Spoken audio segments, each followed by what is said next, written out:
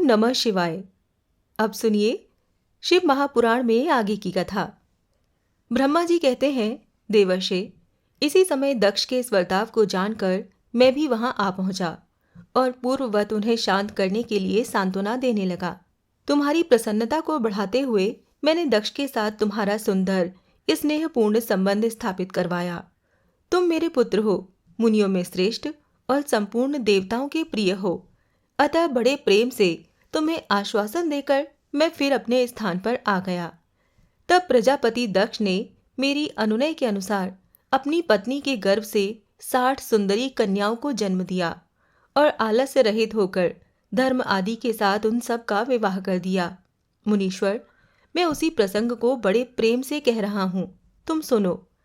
दक्ष ने अपनी 10 कन्याएं विधि पूर्वक धर्म को ब्याह दी, 13 कन्याएं कश्यप मुनि को दे दी और 27 कन्याओं का विवाह चंद्रमा के साथ कर दिया। बहुपुत्र अंगिरा और कृशाशु को उन्होंने 2-2 कन्याएं दी और शेष 4 कन्याओं का विवाह अरिष्ट नेमि के साथ कर दिया। इन सब की संतान परंपराओं से तीनों लोग भरे पड़े हैं, अतः विस्तार भय से उनका वर्णन नहीं किया जाता।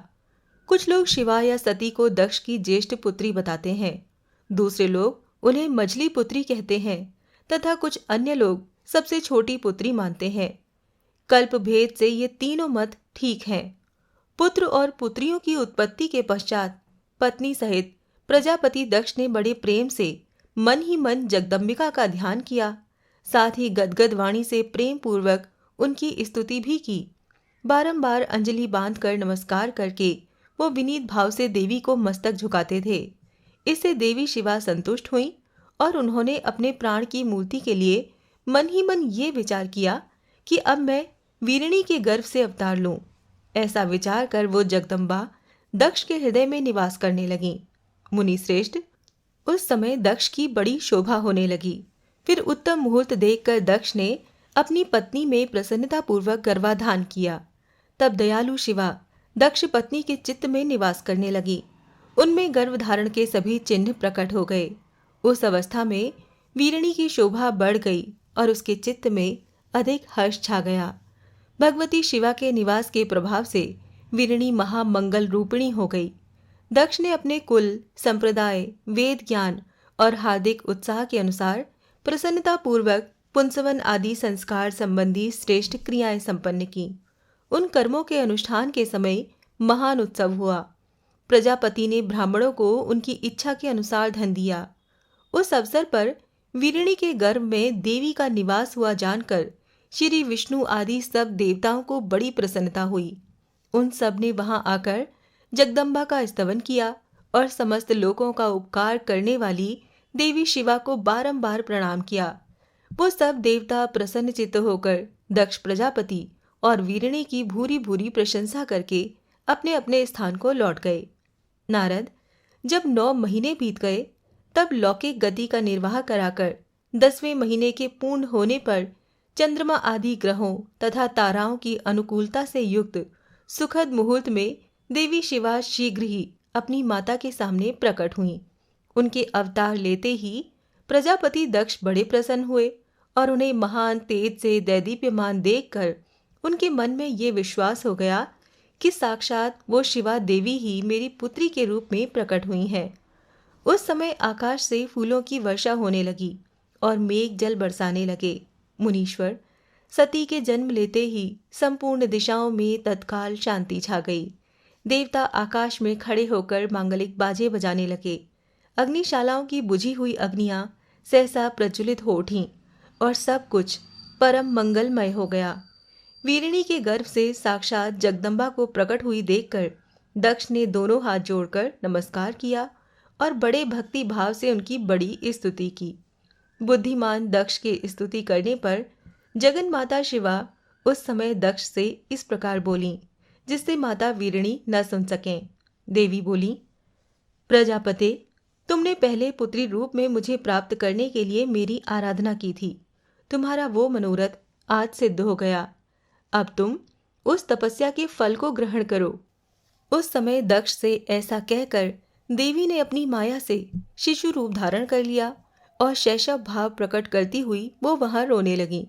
उस बालिका का रुदन सुनकर सभी स्त्रियां और दासियां बड़े वेग से प्रसन्नतापूर्वक वहां आ पहुंची। असकनी की पुत्री का अलौकिक रूप देखकर उन सभी स्त्रियों को बड़ा हर्ष हुआ। नगर के सब लोग उस समय जय जयकार करने लगे। गीत और वाद्यों के साथ बड़ा भारी उत्सव होने लगा। पुत्री का मनोहर मुख देखकर सबको बड़ी ही प्रसन्नता हुई। दक्ष ने वैदिक और कुलोचित आचार का विधि पूर्वक अनुष्ठान किया, ब्राह्मणों को दान दिया और दूसरों को भी धन बांटा। सब ओर यथोचित गान और नृत्य होने लगे। भांति भांति के मंगल कृत्यों के साथ बहुत से बाजे बजने लगे। उस समय दक्ष ने समस्त सद्गुणों की सत्ता से प्रशंसित होने वाली अपनी उस पुत्री का नाम प्रसन्नतापूर्वक उमा रखा। तब संसार में लोगों की ओर से उसके और भी नाम प्रचलित किए गए, जो सब के सब महान, मंगलदायक और विशेषतः समस्त दुखों का नाश करने वाले हैं। वीरिणी और महात्मा दक्ष अपनी पुत्री का पालन करने लगे तथा वो शुक्ल पक्ष की चंद्रकला के समान दिनों दिन बढ़ने लगी। द्विजश्रेष्ठ बाल्यावस्था में भी समस्त उत्तम गुण उसमें उसी तरह प्रवेश करने लगे जैसे शुक्ल पक्ष के बाल चंद्रमा में भी समस्त मनोहारिणी कलाएं प्रविष्ट हो जाती हैं। दक्ष कन्या सती सखियों के बीच बैठी बैठी जब अपने भाव में निमग्न होती थी, तब बारंबार भगवान शिव की मूर्ति को चित्रित करने लगती थीं। मंगलमयी सती जब बाल्योचित सुंदर गीत गाती, तब स्थाणु, हर और रुद्र नाम लेकर स्मर शत्रु शिव का स्मरण किया करती थीं। ब्रह्मा जी कहते हैं, नारद, एक दिन मैंने तुम्हारे साथ जाकर पिता के पास खड़ी हुई सती को देखा। वो तीनों लोकों की सारभूता सुंदरी थी। उसके पिता ने मुझे नमस्कार करके तुम्हारा भी सत्कार किया। ये देख लोक लीला का अनुसरण करने वाली सती ने भक्ति और प्रसन्नता के साथ मुझको और तुमको भी प्रणाम किया। नारद, तब सती की ओर देखते हुए हम और तुम दक्ष के दिए हुए शुभ आसन पर बैठ गए। तब मैंने उस विनयशीला बालिका से कहा, सती, जो केवल तुम्हें ही चाहते हैं और तुम्हारे मन में भी एकमात्र जिनकी ही कामना है, उन्हीं सर्वज्ञ जगदीश्वर महादेव जी को तुम पति रूप में प्राप्त करो। शुभे, जो तुम्हारे सिवा दूसरी किसी स्त्री को पत्नी रूप में न तो ग्रहण कर सके हैं, न करते हैं और न भविष्य में ही ग्रहण करेंगे, वो ही भगवान शिव तुम्हारे पति हों। वो तुम्हारे ही योग्य हैं, दूसरे के नहीं। नारद, सती से ऐसा कहकर मैं दक्ष के घर में देर तक ठहरा रहा। फिर उनसे विदा लेकर मैं और तुम दोनों अपने अपने स्थान को चले आए। मेरी बात को सुनकर दक्ष को बड़ी प्रसन्नता हुई। उनकी सारी मानसिक चिंता दूर हो गई और उन्होंने अपनी पुत्री को परमेश्वरी समझकर गोद में उठा लिया। इस प्रकार कुमारोचित सुंदर लीला विहारों से सुशोभित होती हुई भक्त वत्सला सती, जो स्वेच्छा से मानव रूप धारण करके प्रकट हुई थीं, कौमारावस्था पार कर गईं। बाल्यावस्था बिताकर किंचित युवावस्था को प्राप्त हुई। सती अत्यंत तेज और शोभा से संपन्न संपूर्ण अंगों से मनोहर दिखाई देने लगीं। लोकेश दक्ष ने देखा कि सती के शरीर में युवावस्था के लक्षण प्रकट होने लगे हैं। तब उनके मन में ये चिंता हुई कि मैं महादेव जी के साथ इनका विवाह कैसे करूं। सती स्वयं भी महादेव जी को पाने की प्रतिदिन अभिलाषा रखती हैं। अतः पिता के मनोभाव को समझकर वो माता के निकट गईं। विशाल बुद्धि वाली सती रूपिणी परमेश्वरी शिवा ने अपनी माता वीरिणी से भगवान शंकर की प्रसन्नता के निमित्त तपस्या करने के लिए आज्ञा मांगी। माता की आज्ञा मिल गई। अतः दृढ़ता पूर्वक व्रत का पालन करने वाली सती ने महेश्वर को पति रूप में प्राप्त करने के लिए अपने घर पर ही उनकी आराधना आरंभ की। आश्विन मास में नंदा तिथियों में उन्होंने भक्ति पूर्वक गुड़, भात और नमक चढ़ाकर भगवान शिव का पूजन किया और उन्हें नमस्कार करके उसी नियम के साथ उस मास को व्यतीत किया। कार्तिक मास की चतुर्दशी को सजाकर रखे हुए मालपुओं और खीर से परमेश्वर शिव की आराधना करके वो निरंतर उनका चिंतन करने लगीं। मार्गशीर्ष मास के कृष्ण पक्ष की अष्टमी तिथि को तिल, जौ और चावल से हर की पूजा करके ज्योतिर्मय दीप दिखाकर अथवा आरती करके सती दिन बिताती थीं। पौष मास के शुक्ल पक्ष की सप्तमी को रात भर जागरण करके प्रातःकाल खिचड़ी का नैवेद्य लगा वो शिव की पूजा करती थीं माघ की पूर्णिमा को रात में जागरण करके सवेरे नदी में नहाती और गीले वस्त्र से ही तट पर बैठकर भगवान शंकर की पूजा करती थीं। फाल्गुन मास के कृष्ण पक्ष की चतुर्दशी तिथि को रात में जागरण करके उस रात्रि के चारों पहरों में शिवजी की विशेष पूजा करती और नटों द्वारा नाटक भी कराती थीं। चैत्र मास के शुक्ल पक्ष की चतुर्दशी को वो दिन रात शिव का स्मरण करती हुई समय बिताती और ढाक के फूलों और दवनों से भगवान शिव की पूजा करती थीं। बैशाख शुक्ला तृतीया को सती तिल का आहार करके रहती और नए जौ के भात से रुद्रदेव की पूजा करके उस महीने को बिताती थीं।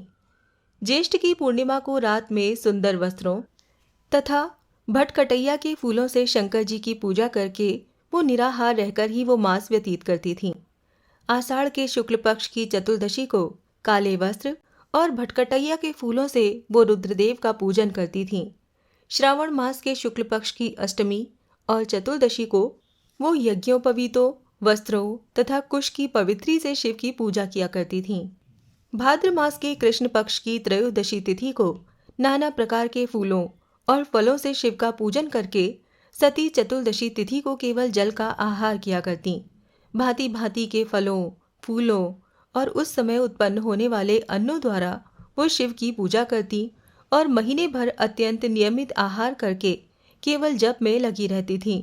सभी महीनों में सारे दिन सती शिव की आराधना में ही लगी रहती थीं। अपनी इच्छा से मानव रूप धारण करने वाली वो देवी दृढ़ता पूर्वक उत्तम व्रत का पालन करती थीं। इस प्रकार नंदा व्रत को पूर्ण रूप से समाप्त करके भगवान शिव में अनन्य भाव रखने वाली सती एकाग्र चित्त होकर बड़े प्रेम से भगवान शिव का ध्यान करने लगीं तथा उस ध्यान में ही निश्चल भाव से स्थित हो गईं। मुने, इसी समय सब देवता और ऋषि भगवान विष्णु और मुझको आगे करके सती की तपस्या देखने के लिए गए। वहां आकर देवताओं ने देखा सती मूर्तिमती दूसरी सिद्धि के समान जान पड़ती हैं।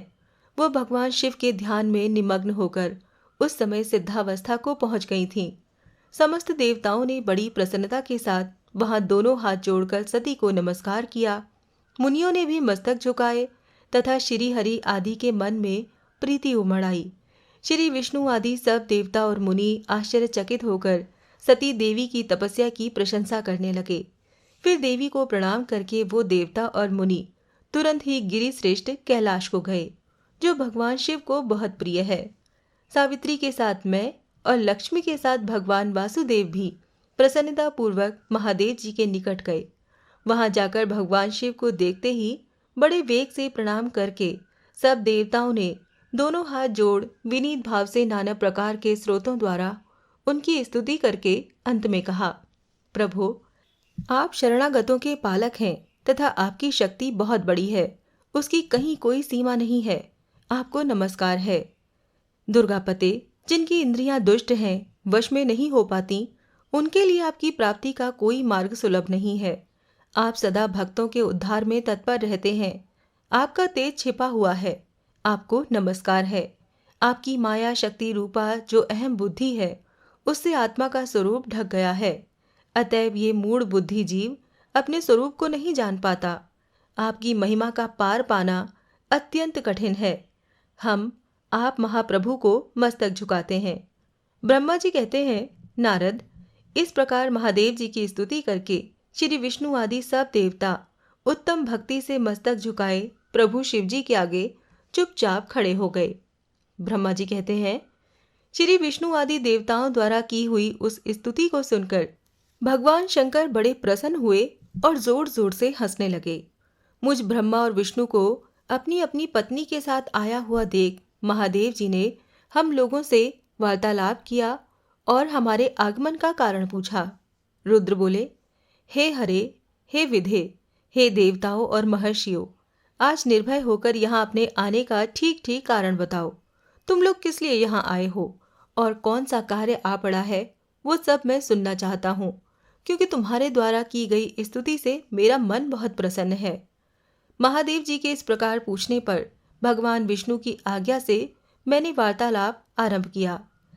मुझ ब्रह्मा ने कहा, महादेव, करुणा सागर, हम दोनों इन देवताओं और ऋषियों के साथ जिस उद्देश्य से यहाँ आए हैं उसे सुनिए। वृषभध्वज, आपके ही लिए हमारा यहाँ आगमन हुआ है, क्योंकि हम तीनों सारथी हैं। सृष्टि चक्र के संचालन रूप प्रयोजन की सिद्धि के लिए एक दूसरे के सहायक हैं।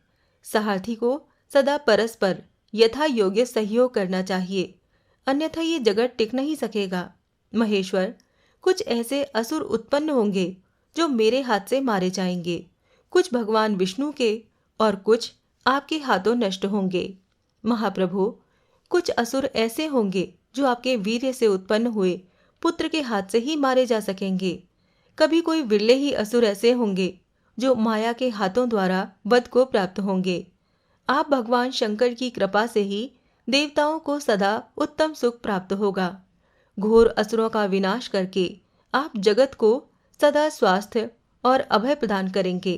अथवा ये भी संभव है कि आपके हाथ से कोई भी असुर न मारे जाए, क्योंकि आप सदा योग युक्त रहते हुए राग द्वेष से रहित हैं तथा एकमात्र दया करने में ही लगे रहते हैं। ईश्वर, यदि वो असुर भी आराधित हों, आपकी दया से अनुग्रहित होते रहे, तो सृष्टि और पालन का कार्य कैसे चल सकता है? आपको प्रतिदिन सृष्टि आदि के उपयुक्त कार्य करने के लिए उद्यत रहना चाहिए। यदि सृष्टि, पालन और संहार रूप कर्म न करने हो, तब तो हमने माया से जो भिन्न भिन्न शरीर धारण किए हैं, उनकी कोई उपयोगिता अथवा औचित्य ही नहीं है।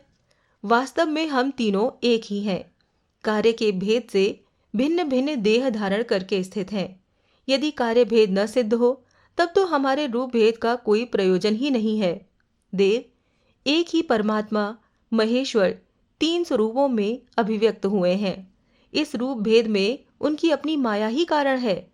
वास्तव में प्रभु स्वतंत्र हैं। मैं और श्री विष्णु आपके आदेश से प्रसन्नतापूर्वक लोक की सृष्टि और पालन के कार्य कर रहे हैं तथा कार्य कारणवश सपत्नीक भी हो गए हैं। अतः आप भी विश्व हित के लिए तथा देवताओं को सुख पहुंचाने के लिए एक परम सुंदरी रमणी को अपनी पत्नी बनाने के लिए ग्रहण करें। महेश्वर, एक बात और है, उसे सुनिए। मुझे पहले के वृतांत का स्मरण हो आया है। पूर्व काल में आपने ही शिव रूप से जो बात हमारे सामने कही थी, वही इस समय सुना रहा हूँ। आपने कहा था, ब्राह्मण, मेरा ऐसा ही उत्तम रूप तुम्हारे अंग विशेष ललाट से प्रकट होगा, जिसकी लोक में रुद्र नाम से प्रसिद्धि होगी। तुम ब्रह्मा सृष्टि करता हो गए, श्री हरि जगत का पालन करने वाले हुए, और मैं सगुण रुद्र रूप होकर संहार करने वाला होऊंगा। एक स्त्री के साथ विवाह करके लोक के उत्तम कार्य की सिद्धि करूंगा। अपनी कही हुई इस बात को याद करके आप अपनी ही पूर्व प्रतिज्ञा को पूर्ण कीजिए। आपका ये आदेश है कि मैं सृष्टि करूं, श्री हरि पालन करें और आप स्वयं संहार के हेतु बनकर प्रकट हों। सो आप साक्षात शिव ही संहारकर्ता के रूप में प्रकट हुए हैं। आपके बिना हम दोनों अपना अपना कार्य करने में समर्थ नहीं है। अतः आप एक ऐसी कामिनी को स्वीकार करें जो लोकहित के कार्य में तत्पर रहे। शंभु, जैसे लक्ष्मी भगवान विष्णु की और सावित्री मेरी सहधर्मिणी हैं, उसी प्रकार आप इस समय अपनी जीवन सहचरी प्राण वल्लभा को ग्रहण करें। मेरी ये बात सुनकर लोकेश्वर महादेव जी के मुख पर मुस्कुराहट आ गई। वो श्री हरि के सामने इस प्रकार बोले, ब्राह्मण, तुम दोनों मुझे सदा ही अत्यंत प्रिय हो। तुम दोनों को देखकर मुझे बड़ा आनंद मिलता है। तुम लोग समस्त देवताओं में श्रेष्ठ तथा त्रिलोकी के स्वामी हो। लोकहित के कार्य में मन लगाए रहने वाले तुम दोनों का वचन मेरी दृष्टि में अत्यंत गौरवपूर्ण है। किंतु सुश्रेष्ठ गण, मेरे लिए विवाह करना उचित नहीं होगा, क्योंकि मैं तपस्या में संलग्न रहकर सदा संसार से विरक्त ही रहता हूँ और योगी के रूप में मेरी प्रसिद्धि है, जो निवृत्ति के सुंदर मार्ग पर स्थित है, अपने आत्मा में ही रमण करता है, आनंद मनाता है, जिसके मन में कोई विकार नहीं है, जो भोगों से दूर भागता है तथा जो सदा अपवित्र और अमंगल वेशधारी है। उसे संसार में कामिनी से क्या प्रयोजन है, ये इस समय मुझे बताओ तो सही। मुझे तो सदा केवल योग में लगे रहने पर ही आनंद आता है। ज्ञानहीन पुरुष ही योग को छोड़कर भोग को अधिक महत्व देता है। संसार में विवाह करना पराये बंधन में बंधना है, इसे बहुत बड़ा बंधन समझना चाहिए। इसीलिए मैं सत्य कहता हूँ, विवाह के लिए मेरे मन में थोड़ी सी भी रुचि नहीं है। आत्मा ही अपना उत्तम अर्थ है। उसका भली भांति चिंतन करने के कारण मेरी लौकिक स्वार्थ में प्रवृत्ति नहीं होती। तथापि जगत के हित के लिए तुमने जो कुछ कहा है उसे करूंगा। तुम्हारे वचन को मानकर और अपनी कही हुई बात को पूर्ण करने के लिए मैं अवश्य विवाह करूंगा, क्योंकि मैं सदा भक्तों के वश में रहता हूँ। परंतु मैं जैसी नारी को प्रिय पत्नी के रूप में ग्रहण करूंगा और जैसी शर्त के साथ करूंगा, उसे सुनो। ब्राह्मण, मैं जो कुछ कहता हूँ वो सर्वथा उचित ही है।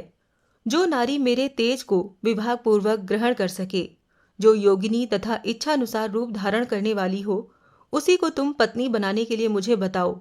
जब मैं योग में तत्पर रहूं तब उसे भी योगिनी बनकर रहना होगा, और जब मैं कामासक्त हूं तब उसे भी कामिनी के रूप में ही मेरे पास रहना होगा।